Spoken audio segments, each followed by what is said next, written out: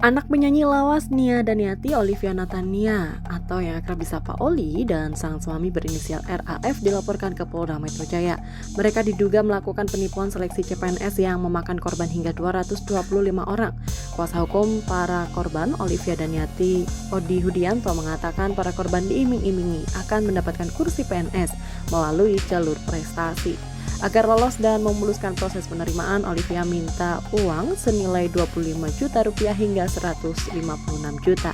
Dari tarif ini, Olivia meraup untung total dari para korban hingga 9,7 miliar rupiah. Adanya suatu tipu gelap, dugaan tipu gelap, dan pemalsuan surat dengan cara sistematis, sangat rapih, ya, sangat terstruktur, di mana para korban itu menjadi yakin untuk memberikan uangnya karena setelah uang itu diserahkan kepada Oli, maka Oli itu memberikan SK pengangkatan CPNS lengkap dengan NIP, nomor induk pegawai, dan TMT, artinya tanggal mulai melakukan pekerjaan.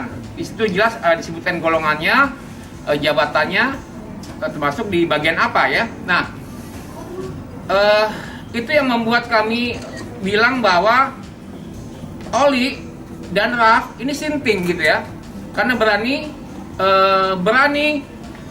membuat surat bodong, ya, dengan lambang Garuda di atasnya dan kop BKN, Badan Kepegawaian Nasional, dengan tantangan dari kepala BKN.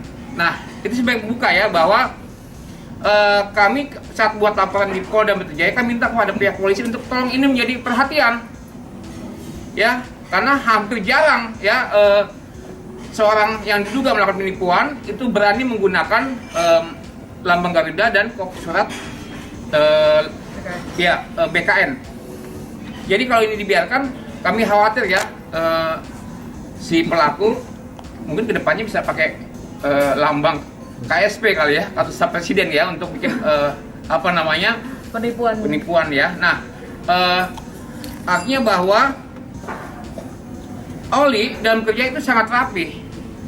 Pada saat menyerahkan SK, dia pilih tempat yang representatif, ya, yaitu Gedung Bidikara.